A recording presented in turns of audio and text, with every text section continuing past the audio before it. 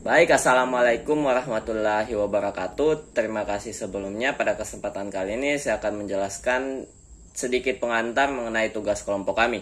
Tugas pada kelompok kami itu sendiri adalah double linked list circular, yaitu penambahan data depan dan data belakang. Oke, untuk lebih lanjutnya saya akan menjelaskan pengertian mengenai double linked list circular itu sendiri. Double linked list circular adalah linked list yang dengan menggunakan pointer di mana setiap node memiliki 3 field, yaitu field pointer yang menunjuk pada pointer berbentuk next, field pointer sebelumnya atau previous, serta sebuah field yang berisi data untuk node tersebut.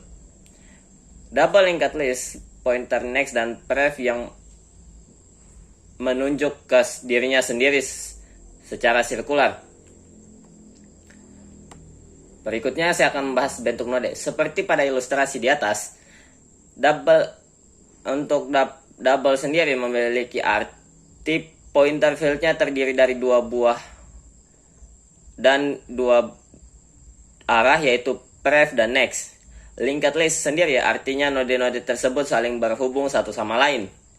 Circular artinya pointer, next dan prev-nya menunjuk ke dirinya sendiri. Untuk ilustrasinya dapat dilihat pada gambar berikut.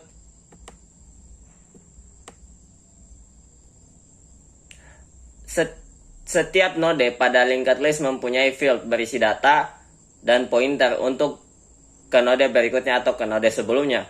Untuk pembentukan data baru, mulanya pointer next dan prev akan menunjuk ke dirinya sendiri. Jika sudah lebih dari satu node, maka pointer prev akan menunjuk ke node sebelumnya dan pointer next akan menunjuk ke node sebelumnya. Lanjut ke pembahasan berikutnya, yaitu pembuatan double linked list circular. Pertama-tama kita mendeklarasikan node dengan cara membuat struk sebagai berikut. Type data def struk node, kemudian kurung awal, kemudian enter, integer data, tnode next, kemudian tnode prev. Untuk lebih jelasnya dapat dilihat pada gambar. Sedikit penjelasan singkat mengenai pembuatan double linked list circular. Pembuatan struk pada node yang berisi 3 field, yaitu field data bertipe integer dan field next dan prev yang bertipe pointer dari tnode. Setelah pembuatan struk, maka variabel head yang bertipe pointer dari tnode berguna sebagai kepala linked list. Oke, kemudian lanjut pembentukan node baru. Digunakan keyword yang berarti mempersiapkan sebuah node baru beserta alokasi memorinya, pointer prev dan pointer next ke dirinya sendiri. Mungkin itu saja yang saya dapat jelaskan sedikit. Untuk materi berikutnya dapat dilanjutkan oleh teman saya. Sekian dan terima kasih. Pembahasan selanjutnya, double linked list circular menggunakan head. Double linked list circular menggunakan satu pointer head. Head selalu menunjukkan node pertama. Deklarasi pointer head. Manipulasi linked list tidak bisa dilakukan langsung ke node yang dituju, melainkan harus melalui node pertama pada linked list. Deklarasinya sebagai berikut. Tnode head.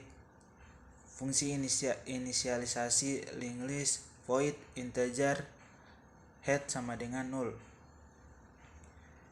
Void function untuk mengetahui kosong tidaknya linked list integer is empty if head sama dengan 0 return 1, else return 0. Kemudian penambahan data di depan. Penambahan node baru akan dikaitkan di node paling depan. Namun pada saat pertama kali data masih kosong, maka penambahan data dilakukan pada headnya. Pada prinsipnya adalah mengaitkan data baru dengan head. Kemudian head akan menunjukkan pada data baru tersebut hingga head akan tetap selalu menjadi data terdepan. Dibutuhkan pointer bantu untuk yang digunakan untuk menunjukkan node terakhir atau head ke pref yang akan digunakan untuk mengikat list dengan node terdepan. Penambahan data di belakang. Penambahan data dilakukan di belakang, namun pada saat pertama kali data langsung ditunjuk pada headnya. Penambahan di belakang lebih sulit karena kita membutuhkan pointer bantu untuk mengetahui data terbelakang. Namun tidak diperlukan loop karena untuk mengetahui node terbelakang hanya perlu menunjuk pada head atau prep saja. Kemudian dikaitkan dengan data baru. Untuk mengetahui data terbelakang perlu digunakan perulangan. Untuk halaman selanjutnya dapat diilustrasikan sebagai berikut. 4. Datang data baru. Misal 25. Penambahan di belakang.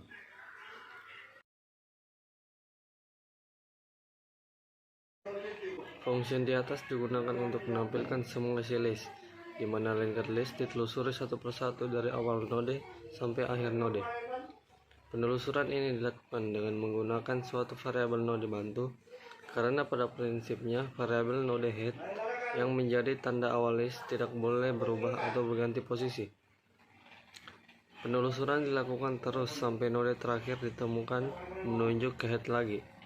Jika belum sama dengan head, maka node bantu akan berpindah ke node selanjutnya dan membaca isi datanya dengan menggunakan field next sehingga dapat saling berkait. Jika head masih nol, berarti data masih kosong.